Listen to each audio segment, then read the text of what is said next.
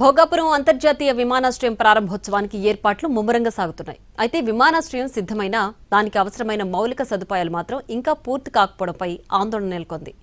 నీటి సరఫరా నుంచి కనెక్టివిటీ రోడ్లు, విద్యుత్ వ్యవస్థల వరకు అనేక పనులు ఇంకా అసంపూర్తిగానే ఉన్నాయని తెలుస్తోంది. మరోవైపు ఈ పరిస్థితిపై జీఎంఆర్ వర్గాల్లోనూ ఆందోళన వ్యక్తమవుతున్నట్లు సమాచారం. భోగాపురం అంతర్జాతీయ విమానాశ్రయం ప్రారంభానికి సర్వం సిద్ధమైంది. ఇందుకోసం అన్ని ఏర్పాట్లు చేస్తున్నారు అధికారులు. అయితే మౌలిక సదుపాయాల కల్పనలో మాత్రం విమర్శలు వినిపిస్తున్నాయి. ఎయిర్పోర్ట్కి రోజుకు 5 మిలియన్ లీటర్ల నీటి అవసరం ఉందని అప్పట్లో అధికారులు అంచనా వేశారు. అయితే ప్రస్తుతం చంపావతి నదిలోని సుమారు 1.7 మిలియన్ లీటర్ల నీరే అందుతోంది. మిగిలిన 3.3 మిలియన్ లీటర్ల నీటిని తారకరామ తీర్థసాగర్ నుంచి అందించే ప్రణాళిక ఇంకా పూర్తి స్థాయిలో అమల్లోకి రాలేదు. అలాగే విమానాశ్రయానికి తొలి దశలో 15 కీలక కనెక్టివిటీ రోడ్లు అభివృద్ధి చేస్తామని ప్రకటించినప్పటికీ ప్రస్తుతం 7 రోడ్లకే పరిమితమైనట్లు చెబుతున్నారు. తొలి దశ కనెక్టివిటీ పనుల్లో 4 ప్రధాన వంతెనలను నిర్మించాలని ప్రణాళిక రూపొందించారు అధికారులు. అదనంగా అనేక చిన్న వంతెనలు, బాక్స్ కల్వర్ట్లు, పైప్ కల్వర్ట్లు కూడా నిర్మాణంలో ఉన్నాయి.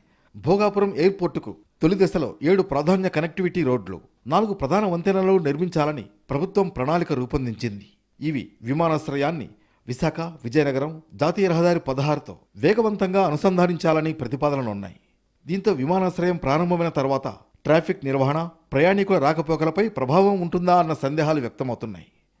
ఇక విద్యుత్ సరఫరా విషయంలోనూ ఇదే పరిస్థితి కనిపిస్తోందన్న చర్చ సాగుతోంది. ప్రత్యేక గ్రిడ్ ద్వారా నిరంతర విద్యుత్ అందిస్తామని ప్రకటించినప్పటికీ ఆ వ్యవస్థ పూర్తి స్థాయిలో సిద్ధం కాలేదని సమాచారం. ట్రంపెట్ ఇంటర్చేంజ్తో పాటు మరికొన్ని బాహ్య మౌలిక సదుపాయాల పనులు కూడా ఇంకా కొనసాగుతూనే ఉన్నాయి. దీంతో ప్రారంభోత్సవంపైనే ప్రభుత్వం అధిక దృష్టి పెట్టి మౌలిక సదుపాయాల పూర్తి విషయంలో నిర్లక్ష్యంగా వ్యవహరిస్తోందా అనే ప్రశ్నలు వినిపిస్తున్నాయి. విమానాశ్రయానికి వచ్చే ప్రయాణికులకు తొలి అనుభవం సౌకర్యవంతంగా ఉండాలంటే అన్ని మౌలిక వసతులు సిద్ధంగా ఉండాల్సిందేనని నిపుణులు అభిప్రాయపడుతున్నారు. ఇక జీఎంఆర్ వర్గాల్లోనూ ఈ అంశంపై అంతర్గతంగా ఆందోళన వ్యక్తమవుతున్నట్లు సమాచారం.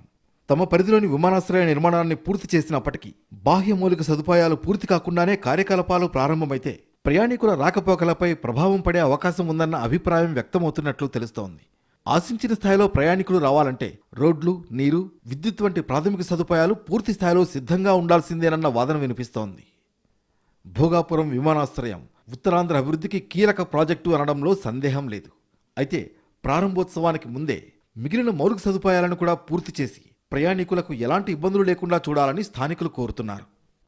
తెలుగు రాష్ట్రాల నీట్ చరిత్రలో కొత్త అధ్యాయానికి నాంది ఎస్ఆర్. ఇది ప్రతి తెలుగు విద్యార్థి విజయం. మన తెలుగు విద్యార్థి తెలుగు గడ్డపై నుంచి ఎగురవేసిన విజయకేతనం. ఆల్ ఇండియా జనరల్ కేటగిరీలో 9వ ర్యాంక్, 720కి 705 మార్కులు. తెలుగు రాష్ట్రాల్లో ఏ ఒక్క విద్యా సంస్థకి 720కి 705 మార్కులు రాలేదు, ఒక్క ఎస్ఆర్ కి తప్ప.